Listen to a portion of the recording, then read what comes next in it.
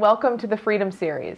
The Freedom Series is a series of conversations that I'm pulling together from real people who have experienced big change in their own lives through this understanding that I share.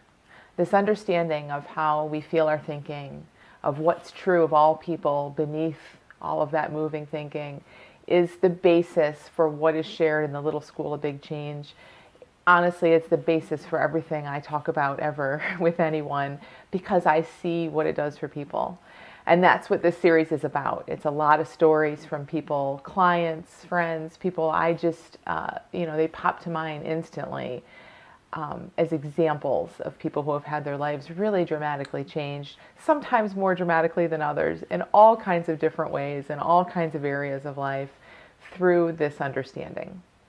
So I figured I'd kick us off. Now, my story of change is different. All of them are different from each other. Some people have change. Some that you'll hear are about depression, anxiety, really severe habits. Others are more like overthinking, just feeling generally exhausted in life, generally hopeless in life. So there's a variety of things that people struggle with, obviously. And the thing is, they're all kind of the same. So the reason we can have a series and put together someone who had a major alcohol problem with someone who was suicidal and depressed, with someone who couldn't figure out, when to go grocery shopping. She would just stress herself out endlessly over a question like that. We can put them all together in one place because the same thing's going on for each of those people and for anyone on earth. We get caught up in our thinking. We don't understand the source of our experience of life. We think life is hard. Life is confusing us. We go faster when we're meant to go slower. All of these things are superhuman, super common misunderstandings about life. But what this understanding that I share does is it clears that up. It quiets our mind, and it leads to change wherever you most need it. So, so my story of change, which I'll kick us off with in a minute, is going to be a little different than every other one you'll hear, and that's okay. Sometimes change is big and dramatic.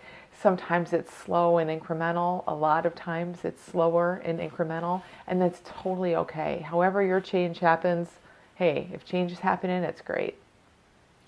So let me tell you a little briefly about my story, and I know some of you might be familiar with some of this. But there are many ways that my life has changed since I came across this understanding. The one I've spoken about the most is in terms of my eating disorder. So I had a binge eating habit for 8 years, off and on, more on than off. And in that time, tried everything I could, and I just got more and more hopeless through the years. Every year, everything I would try that didn't work or that worked for a short amount of time, it just left me feeling worse and worse about everything. And I see now that I was just looking in the wrong place. I was innocently pointing myself and being pointed to outside fixes that were just kind of a little tip of the iceberg. Like it's like putting a little Band-Aid on it. And that's why it would feel like it worked for a short amount of time. But inevitably, I'd end up back to where I was. And I took that as evidence that I was just too far gone. That I just wasn't seeing it. I didn't deserve to see it. I was too messed up. My problems were too deep. Whatever that was, I'm sure I told myself all of those things and many more throughout that time. And the way change happened for me, so I came across a book called Brain Over Binge, which is not about this understanding, but it's about the brain. And essentially, now this is what I heard. I had an insight from that book. It wasn't the book. I just want to be clear about this. And Brain Over Binge is an amazing book. If you have binge eating issues, I highly recommend it.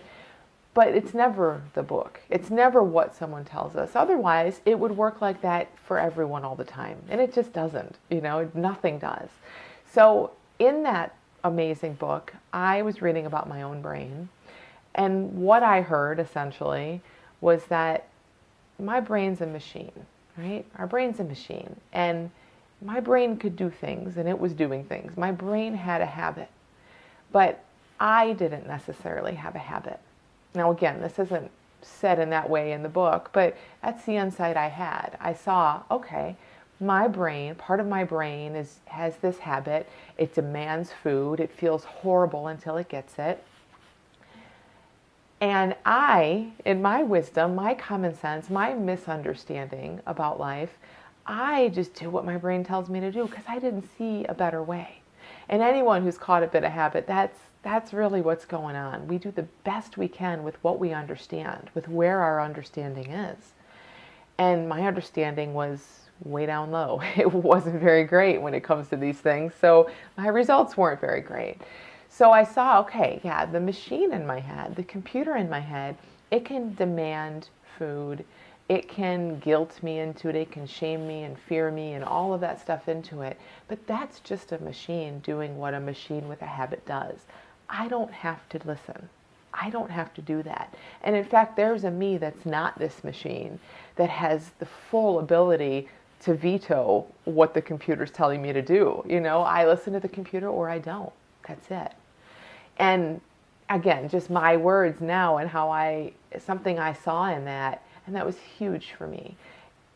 It just gave me a bit of hope where I didn't have hope before, and I just saw it in a different way. I just saw it. It didn't make it easy. It didn't mean my brain instantly stopped giving me those urges. It didn't. It just meant that I saw, okay, maybe there's a me in here that doesn't have this habit, and maybe that me can make a choice. Maybe that me can let this go. And what I also saw was that it will change on its own. You know, your brain, the machinery, the computer, it's going to do whatever it does, but it doesn't do that forever. It'll stop. And when it stops, then your habit, you know, it weakens things and it starts to shift. So I saw that, and things really started to change in terms of my binge eating habit. And now again, this is a book about the brain. So I just saw it in brain terms. But right around the same time, I was coming across this understanding that I share, which the brain is a piece of it. The brain's a physical organ, right? So it's really, really helpful for a lot of people to understand something about how our brain works. But the brain's just the brain. It's one machine in the huge world, you know. What this understanding did for me, and what it does for a lot of people, is it explains everything. I know that sounds very vague. It's difficult to even put into words, but it gives it a bigger framework, you know, and it made sense. So essentially what I heard in this understanding was that I'm always okay. Everyone's always okay. And we're always thinking. Again, just my words. Like, I wouldn't expect that in and of itself to necessarily change your life in an instant. But when any of us see something deep about that, when we deeply personally see something around that as a truth, we see it as our own truth. It's not that we're just believing someone or we read it in a book. We really see that. You will change. You can't not change by seeing something like that in a deep way. So I saw that in a deep way. I saw, wow, I don't have a binge eating habit. I had spent my whole life being incredibly anxious to the point of nonstop panic attacks for several years when I was in graduate school and barely leaving my apartment. I saw that I am not an anxious person. And no one around me was seeing that. I was the anxious person, right? I had this anxiety issue, and I had had it since I was a baby, and it was just part of the big story of me. But I just saw that differently. No, that's a story of me. That's my thinking. That might be where my machinery goes. My machinery demands food. My machinery gets anxious and thinks anxious thoughts. That's not me. And the machinery does whatever the machinery does, but it doesn't do anything forever. What our computer brain puts out is temporary. It's impermanent. It's safe.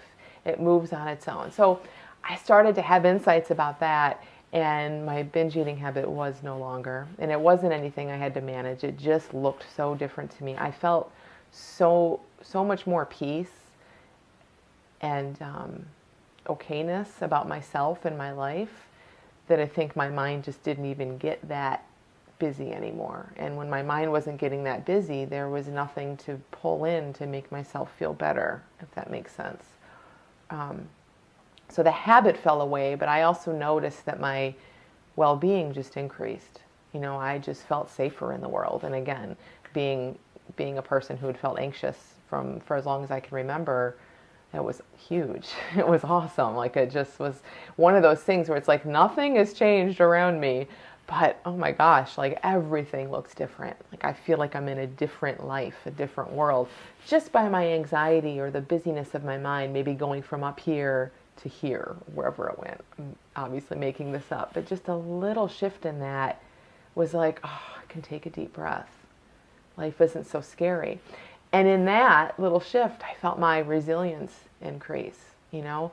Up here, if I have a thought about binging, or if I have a thought about failing at work, or thought about whatever, I couldn't handle it. I was already at the ceiling. So I had to just do something to numb, to cope. And down here, didn't feel like that anymore. It felt like, okay, I can handle this. Yeah, something just got me, I feel insecure. This person gave me a dirty look. I didn't do well at this, whatever. But there's a resilience in there when you're here. And as your well-being goes up and your thinking settles down, the resilience is just through the roof. So that's a little bit about how this understanding changed my life in terms of that one big habit, which was a huge thing for 8 years. A lot of the other changes, in thinking about what I wanted to share here, it's so interesting. Some were a little more subtle. And a lot of the change, it's kind of like I don't even realize that things have changed so much unless I maybe look back and think to how it used to be. Or if someone reminds me, if my husband says, 10 years ago, this would have been different or something, then it's like, oh my gosh, wow, things really have changed and shifted and feel and look so different. But it's interesting when it's slower and more incremental, we're living our lives in every moment and we just adjust. So I adjusted to high levels of anxiety to where I didn't like it, but it just felt familiar, and I could cope with it. And same when the change goes in the other direction. I just sort of adjusted to a new normal of feeling better and better and better until sometimes it's like, it just feels like this is the way it's always been. So one of the interesting ways this shows up is in my relationship with my husband. We've been together for about 13 years, married for 11.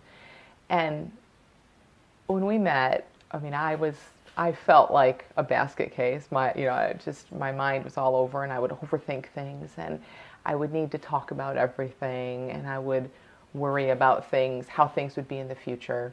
So I would think, oh my gosh, we can't be together forever. I like to do these activities and he doesn't. What's going to happen when we're retired and I want to do these and he doesn't, thinking ahead, 40 years into the future. And those things would get me, and I would really, really get caught up on things like that. Or I would get upset about something he did or said. I would take things so personally that were never, ever personal. Nothing that anyone ever does is personal to us, by the way.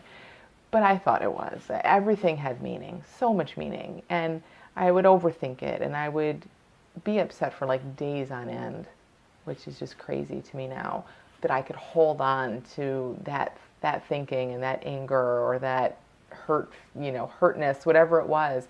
I'd hold on to it for so long. And it just doesn't happen anymore. We just don't have to talk about every little thing. I'm so not easily offended at all. And things are so much easier. So much easier.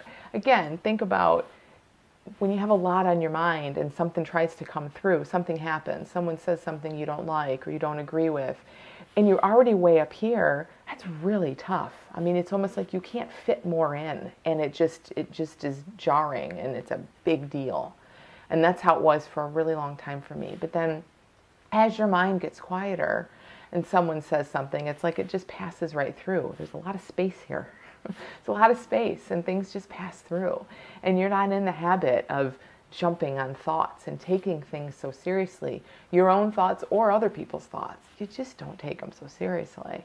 And so everything gets easier and nicer and there's a lot more potential for closeness and real connection because you're not all caught up in what everything means and all the problems. So the thing about my husband, though, is I was going to say is when we first met, I felt like a mess, even though I had my life together on the outside. Internally, I felt like a mess. And he was this person that, things just didn't seem to bother him. He just took everything in stride. He was one of those people. And it just baffled me. It just baffled me every single time. I thought, I don't know how are you so patient? How are you so, confident? How are you so all of these things? And what's really awesome for me personally to see now is that, and I don't mean this as I don't track this, I don't mean this in a competitive way, but I'm kind of the calmer one now, which blows my mind. And again, don't get the impression that I'm, competing with him or that, I'm tracking it or, anything like that. But like our kids know, our friends know, I'm sort of the one that's a little more level-headed. And he hasn't changed. I know he hasn't changed. But I've gone from way up here to down here. And he's kind of hovered around probably where he always has. I don't know. But it's just one of those things that is so cool for me that I just, and I don't like talk to him about it or anything like that. But it's just like, wow. And again, in some ways, it's the most natural thing in the world, and I don't remember being like that. But then in other ways, when people will say, oh, you're so laid back, I had 30-some years of thinking of myself as an anxious person. So every once in a while, it still will be like, I'm laid back? Really? But that is the way that life feels now, and I just love it. It's awesome, and it's one of those things, again, that things don't look all that different on the outside, but it feels really, really different on the inside. Another way that this understanding has really changed things is in terms of, for me personally, is in terms of productivity and being creative and things like that. So again, it's like the less that's going on in our heads, the less we're distracted, the less there is pulling us away, the less fear, the less doubt. Not that that stuff doesn't still show up at times, but I just don't take it that seriously. I just don't. It's like, I don't know, I focus. I just get in the zone and get more things done. I have a lot more new thinking, creative thinking. And I think that's simply because there's room for it. When your mind's up here, there's not a lot of room for it. It's always coming through us, but we're so caught up in the surface stuff. And with a quieter mind, you just have fresh new ideas, and getting things done, focusing and working and getting things done is a whole different thing. Another thing, one other thing is that kind of related to the always needing to talk things out with my husband, thinking about like the future, uncertainty. I love uncertainty now. And uncertainty used to be like the scariest thing in the world to me. I think that's just what an anxious mind does, right? Everything that's bad, is probably going to happen. That's the way life looks. And now it just doesn't look that way at all. I love that I don't know what's coming. I think it's the most exciting thing in the world. I really do. Like it's so cool that I haven't had a thought yet that's going to lead to whatever's going to happen next month or next year or 10 years down the road. But I know from enough experience, and I know from having a quiet mind and just feeling that this is the case, is that things are going to show up. And it's going to be really cool. And it feels kind of just more like an adventure, like leaning into this adventure of life rather than sitting back and fearing it and needing to think about it. I don't feel the need to think things through, like to be able to see what's going to happen or to figure out problems in the same way. I really, really just, and I can't explain this, but it just feels so different and looks so different to me now that when I'm caught up in my thinking about something, or I'm really confused, or I don't know what to do, or I'm feeling really scared or doubtful about something, I see that as my thing. I see that as a busy mind. I know from the feeling of it. It feels so bad. I have that pit in my stomach. I know I'm not seeing clearly. I know my mind is full. And that's a shift that was very incremental for me. Like, it wasn't like one day it suddenly felt that way. It's more and more like that. And I really hope and expect that I'm not done. I think it's going to get even better, because that's what this understanding does for people. It gets better. It gets better. We see more and more naturally. But just being in a way to where I can feel really bad at times, and I know that it's just a lot of stuff on my mind, and I know that's going to change completely on its own. And I love that, because you don't make major life decisions that disrupt lives, for a bad feeling. You don't look out there and try to fix things or change things to make yourself feel better. Life is so much easier when we're not doing that. When we're not changing jobs or partners or having big conversations or yelling at people, making people change, like doing all these things we do to try to feel better. Because everything we do in life is just us trying to feel better in the moment. When we're not doing it out in the world and we're just waiting and letting our thinking settle down and knowing that we'll feel better naturally, it doesn't get much simpler and easier and nicer than that. Everything gets better in life when we're able to do that. Everything. Every single person in the Freedom Series that you're going to hear from has said their own version, said the same thing in their own words, along the lines of, I don't really know how this change happened for me, but all I know is that when I hung out in the vicinity of this understanding, when I just stayed in this conversation and got curious and wanted to see more about it, things changed. Every one of them says that in their own words. And that's been the case for me too. And I've worked with hundreds of people, personally worked with hundreds of people in the past 5 years since I've come across this understanding. My books and more other things have reached many more people than that. And that's what happens. That really is what people say and the way it tends to go. You hang out, you take it in, you have an open mind, you just get curious. You're not trying too hard. You're just looking at what's true about how our minds work, what's true about us, all humans, and things start to shift.